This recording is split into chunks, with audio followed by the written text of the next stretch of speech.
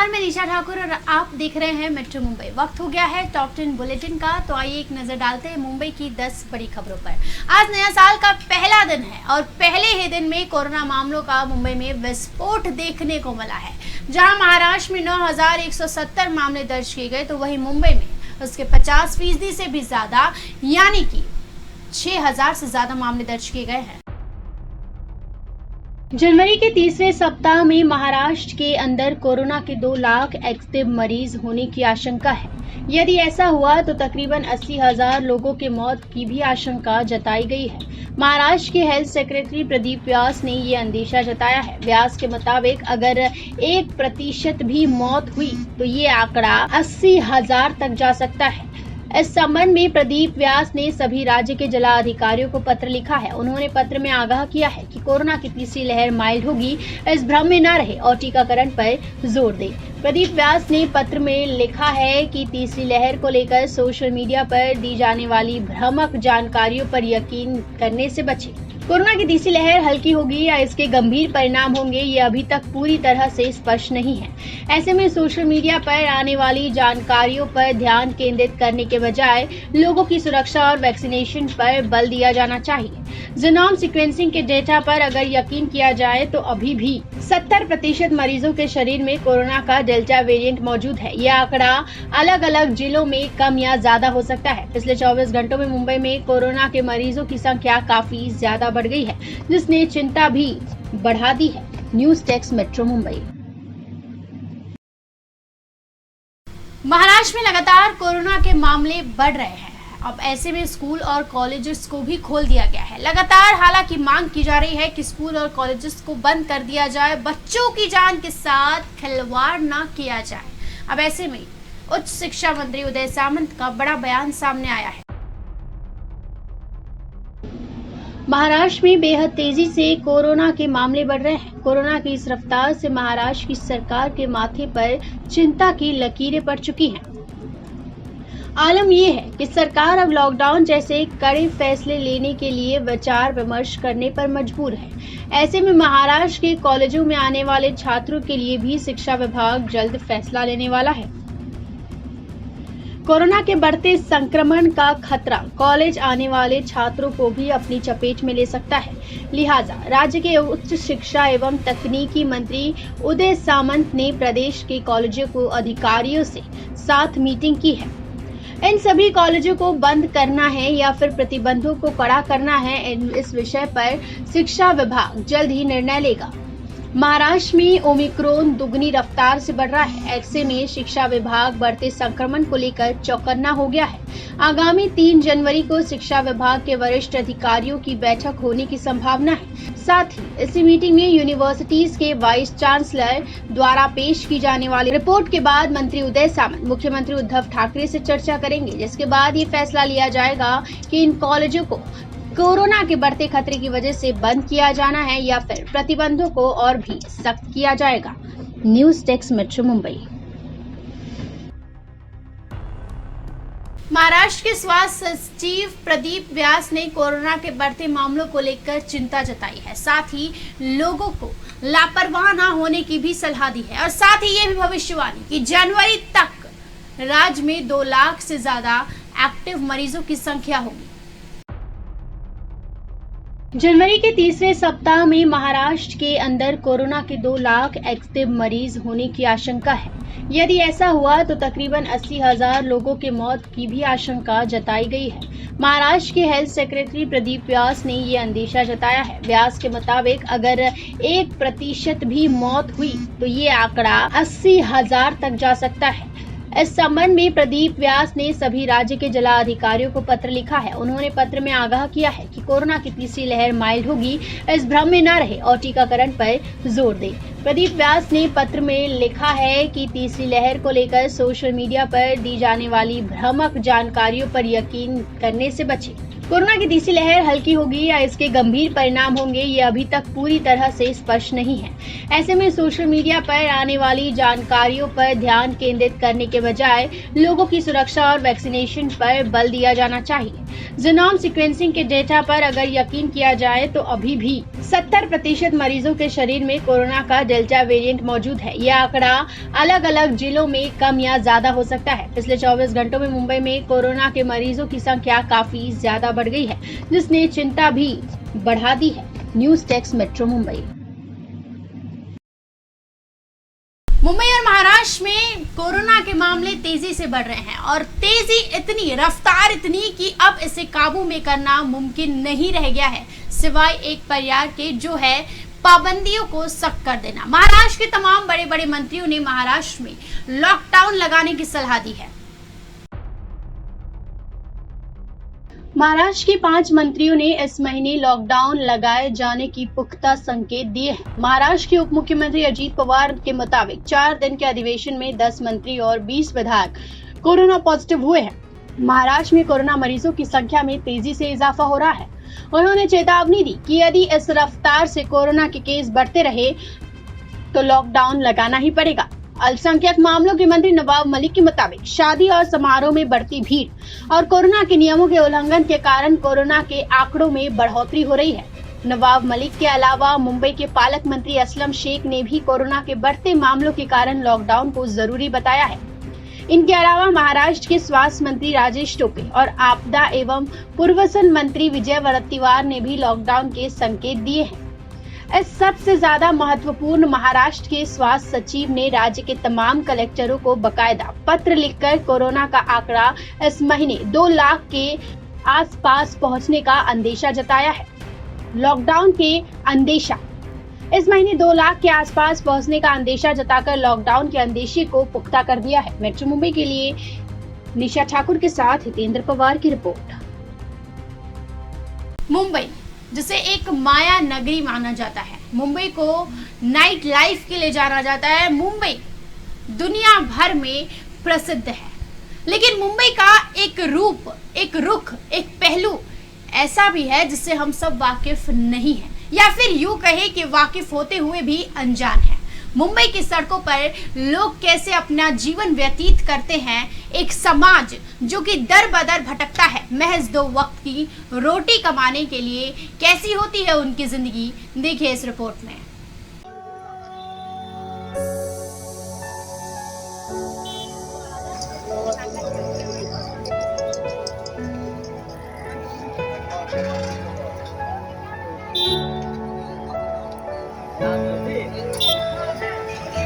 इन तस्वीरों को देखकर आप कहेंगे कि ये जिंदगी भी भला कोई जिंदगी है। न ठौर न ठिकाना, न घर न द्वार, जहाँ जगह मिले वहीं घर बसा लिया, जहाँ लकड़ी मिले वहीं चूल्हा बना लिया। इन मासूम बच्चों को नहीं पता इनका घर कहाँ है। इनके लिए तो ये सड़कें और ये चौराहे ही इनका घर है, यही इनका आशिया है। चाहे तड़ाके की ठंड हो, बारिश हो या फिर तूफान, 2 वक्त की रोटी कमाने के लिए ये समाज यूं ही दर बदर भटकता है। कभी बोरीवली, कभी दादर, कभी मलाड तो कभी किसी और राज्य में। दरअसल ये सभी लोग बंजारे समाज के लोग हैं, जिन्हें खाना बदहोश भी कहा जाता है, जो महज 2 वक्त की रोटी भर का कमाने के लिए दर दर पूरे परिवार के साथ भटकते हैं। ये सड़कों पर कभी फुग्गे तो कभी पेन बेचते आपको नजर आएंगे। इन बच्चों को नहीं पता कि उन्हें बड़े होकर क्या बनना है, पढ़ना लिखना क्या होता है ये नहीं जानते, बस परिवार के साथ दर बदर भटकते हैं और इसे ही इन मासूमों ने अपनी जिंदगी बना ली है। वाकई ये सब देखकर आंखें खुली की खुली रह जाती है कि अभी भी हमारे देश में कुछ वर्ग के लोग कई पीछे हैं, विकास से कोसों दूर है। दत्ता प्रसाद के साथ निशा ठाकुर, मेट्रो मुंबई। मुंबई की दूसरी लाइफलाइन मानी जाती है बेस्ट की बस, और आज बेस्ट ने मुंबईकरों को नए साल का तोहफा दिया है। चलो बेस्ट स्मार्ट कार्ड आज से शुरू हो गए हैं, जिससे मुंबईकरों का सफर और भी ज्यादा सस्ता, किफायती और आसान हो गया है। मुंबईकरों का बेस्ट में सफर करना और भी ज्यादा आसान होने वाला है। आसान होने के साथ साथ अब बेस्ट का सफर और भी ज्यादा सस्ता होने वाला है। दरअसल आज से चलो बेस्ट स्मार्ट कार्ड की शुरुआत हो गई है। बेस्ट ने मुंबईकरों को नए साल का नायाब तोहफा दिया है। शुरुआत में सबसे पहले चलो ऐप पर डिजिटल टिकट खरीदने वालों के लिए कुछ बस स्टेशनों पर स्थायी रूप से एक विशेष कतार शुरू की गई। 1 जनवरी से नए स्मार्ट कार्ड लॉन्च हुए जो आपको पास खरीदने के लिए 72 विकल्प देंगे।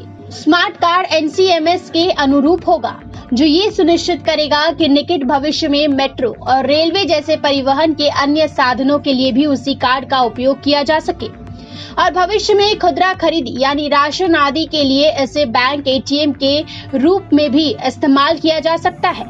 साथ ही इस कार्ड के मदद से आप कहीं भी उतर सकते हैं और दूसरे स्टॉप से बस पकड़ सकते हैं। आपको इसके लिए दोबारा टिकट खरीदने की जरूरत नहीं पड़ेगी। तो बताइए, है ना बेस्ट का ये मुंबईकरों के लिए तोहफा। मेट्रो मुंबई के लिए निशा ठाकुर की रिपोर्ट। बच्चों के कोरोना वैक्सीनेशन के लिए रजिस्ट्रेशन आज से शुरू हो गया है। 3 जनवरी को मंत्री आदित्य ठाकरे इसका उद्घाटन करने वाले हैं। साथ ही बच्चों को लुभाने के लिए वैक्सीन के साथ चॉकलेट के भी इंतजाम कर दिए गए हैं। 15 से 18 साल के बच्चों का वैक्सीनेशन 3 जनवरी से शुरू होगा।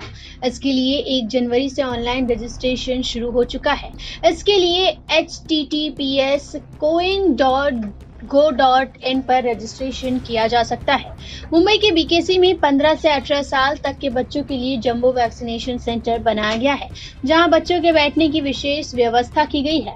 इसमें खास बात यह है कि वैक्सीनेशन के लिए आने वाले बच्चों के लिए चॉकलेट की भी व्यवस्था की जाएगी।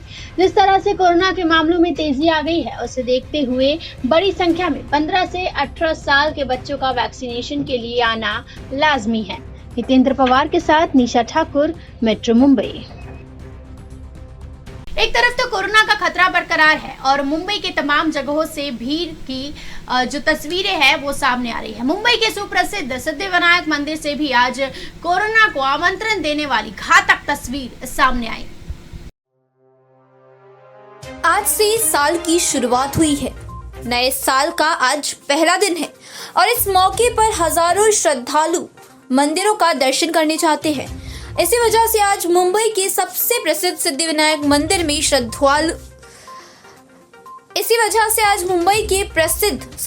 मंदिर में श्रद्धालुओं की भारी भीड़ देखी गई, जहां पर लोगों ने सोशल डिस्टेंसिंग का पालन नहीं किया।